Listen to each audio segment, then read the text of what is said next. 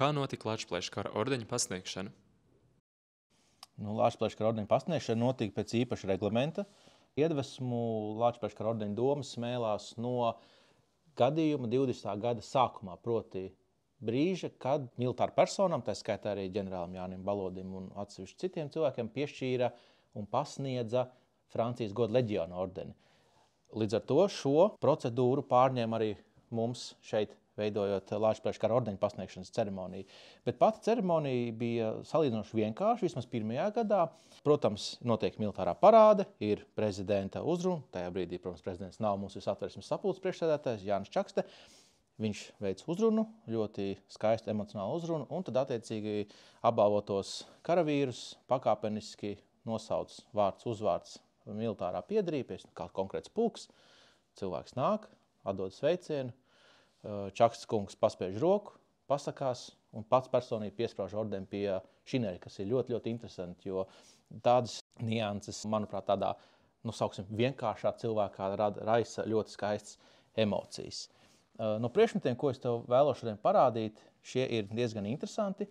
Divi priekšmeti asociējas ar pašu pirmo Lāčplēša kara ordeņa pasniegšanu 1920. gada 11. novembri. Šis ir ielūgums uz pirmo ordeņa pasniegšanu. Un šī fotogrāfija, kas īstenībā ir salīdzinoši reta, rāda pirmo Lāčplēša kara ordeņa kavalieru mielasta noslēguma stadiju.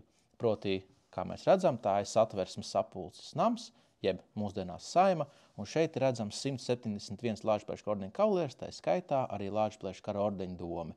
Maza nianse ar Lāčplēša dienu ir tāda, šobrīd mums Lāčplēša diena ir ļoti liela. Mēs svinam daudz un grandiozi un tā tālāk. Kā es minēju, Lāčplēša diena šādi nav bijusi ilgi.